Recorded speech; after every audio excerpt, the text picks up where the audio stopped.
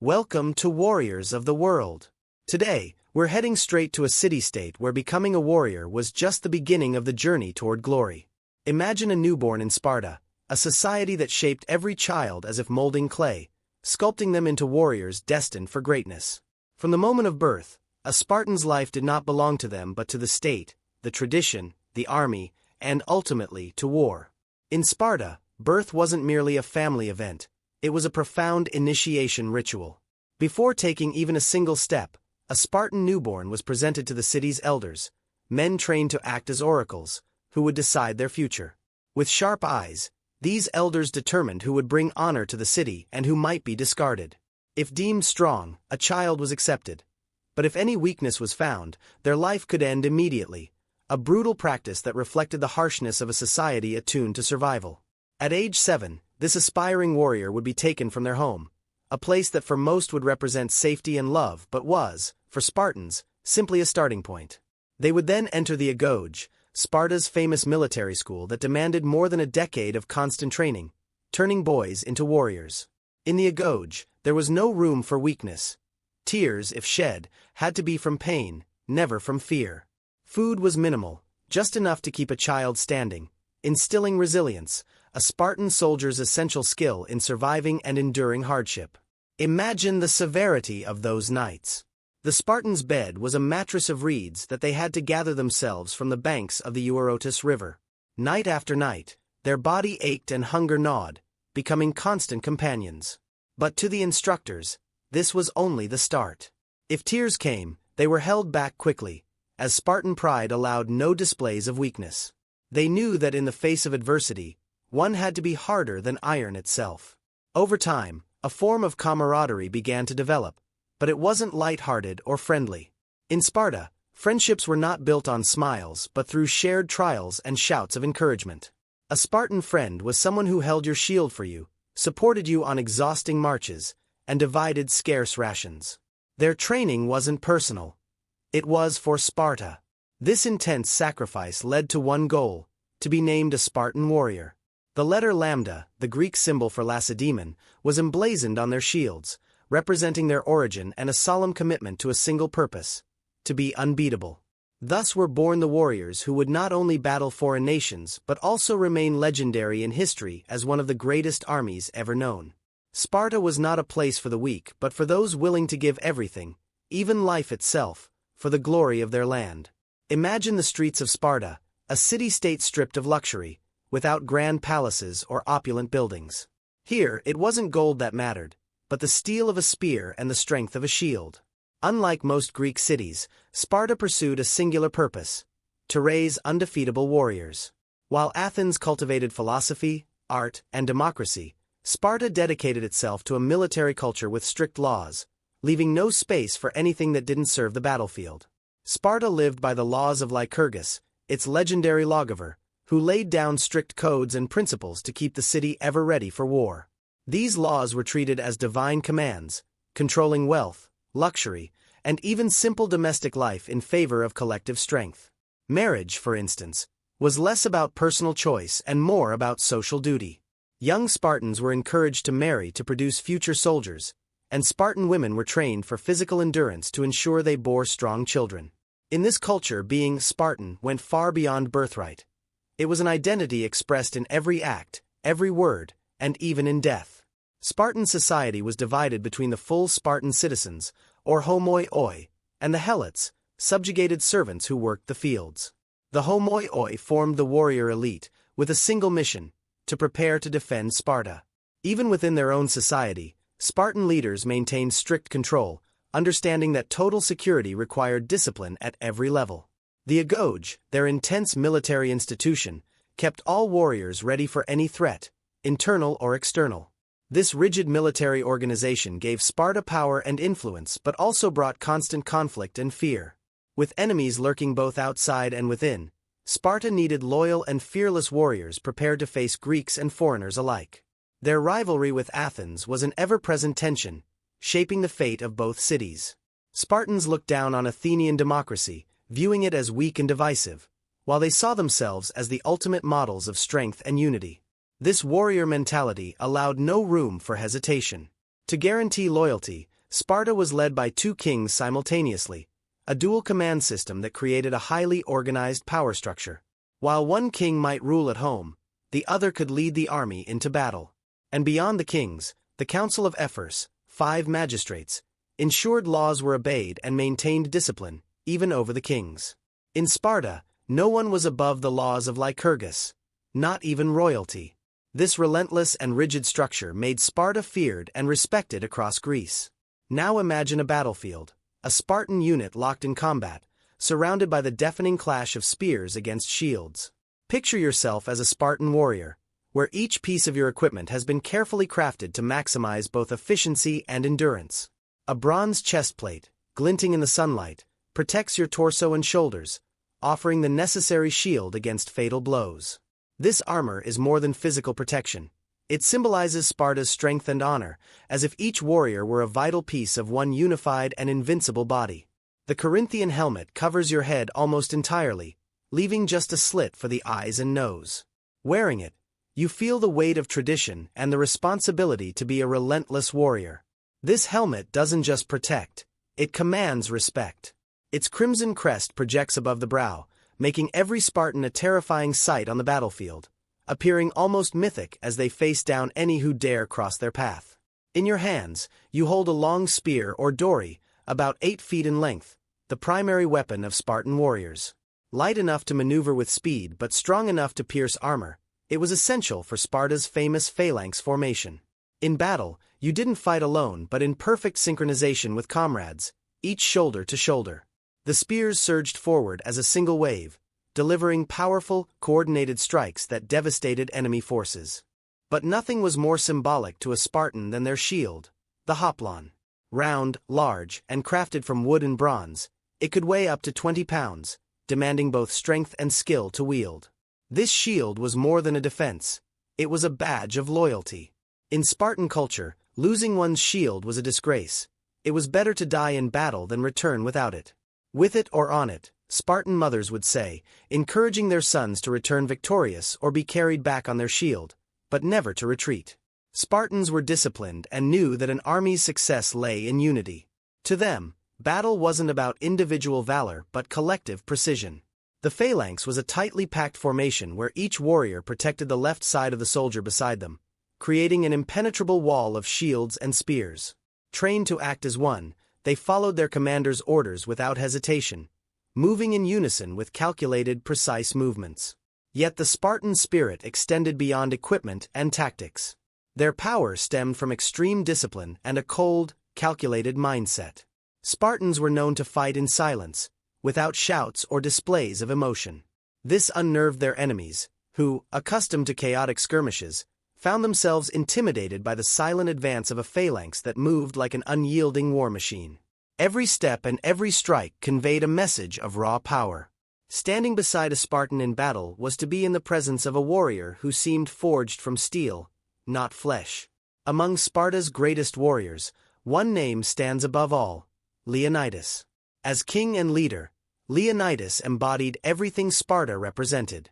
But he became a legend not merely for his title but for his heroic sacrifice at the Battle of Thermopylae in 480 BCE. In that narrow pass, he and his 300 Spartans faced a Persian army of tens of thousands. There was no chance of victory, and Leonidas knew it. Even so, he chose to stand and fight to the last, fulfilling the Spartan code of never retreating. "Come and take them," he reportedly told the Persian king Xerxes when asked to surrender his weapons.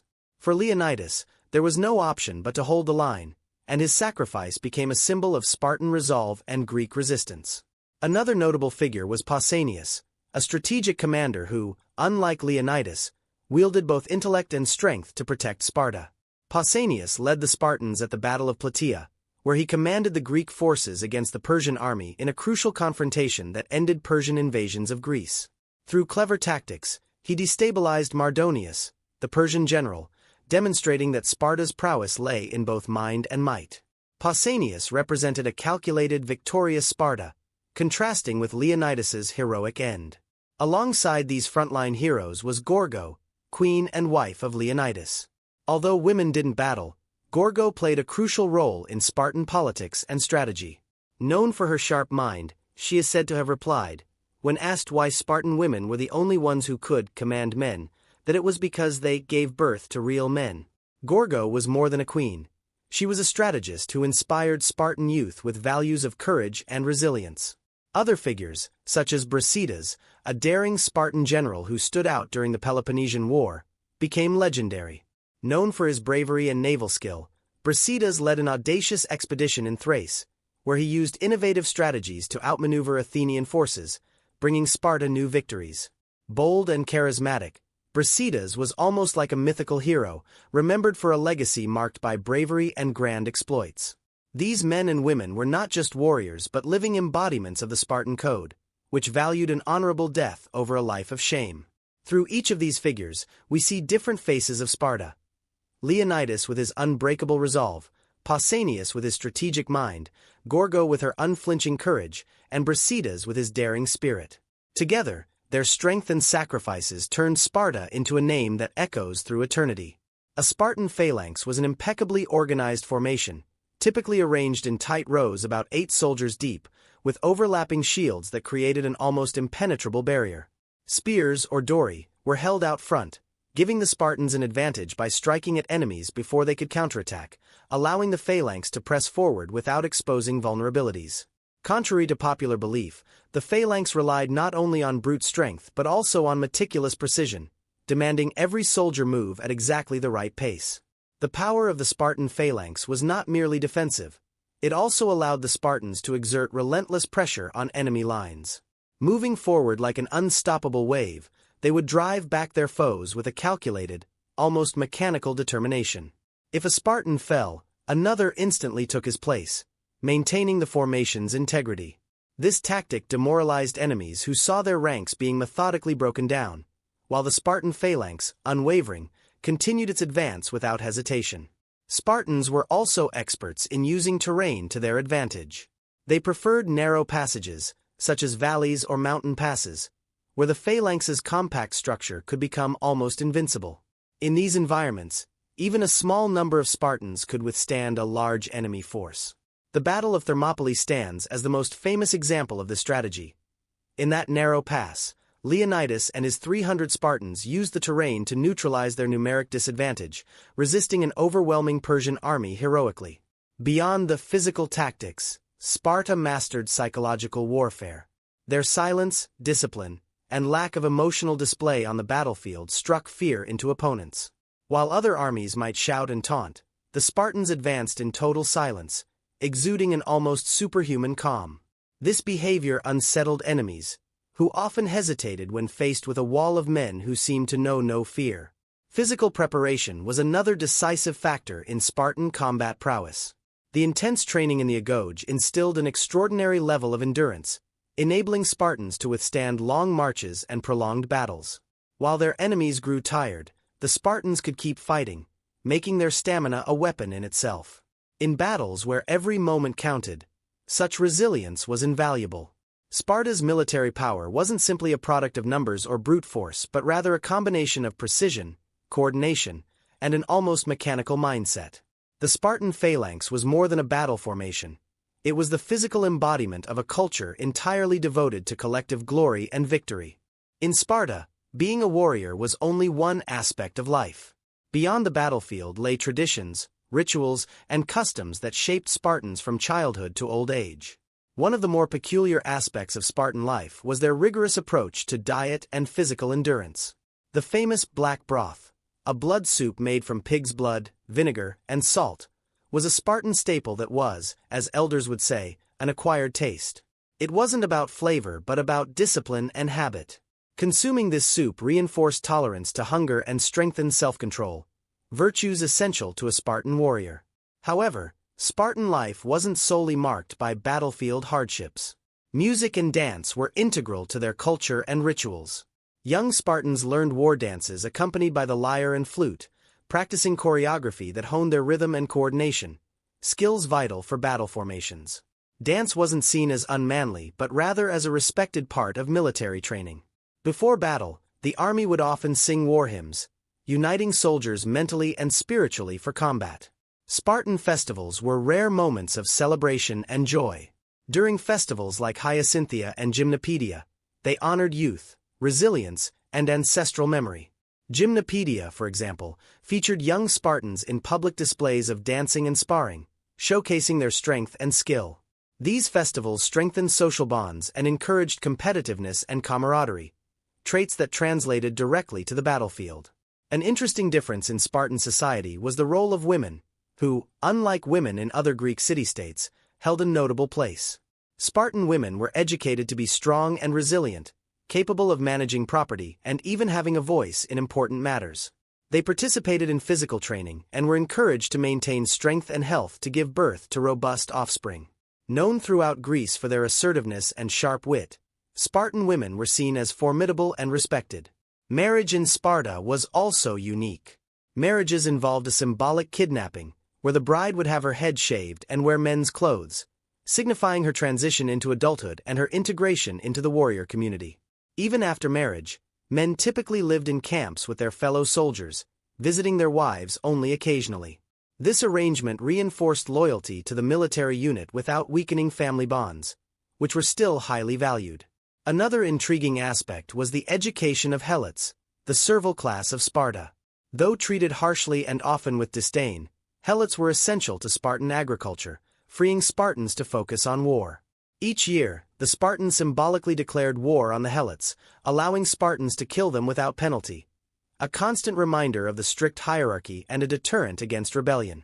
Behind the hardened image of the Spartan warrior lay people deeply rooted in tradition, whose daily life was shaped by rituals and moments of community. These unique customs demonstrated that, for Sparta, being a warrior was not just for battle but was woven into every aspect of life. Sparta's legacy did not end with its decline as a city-state.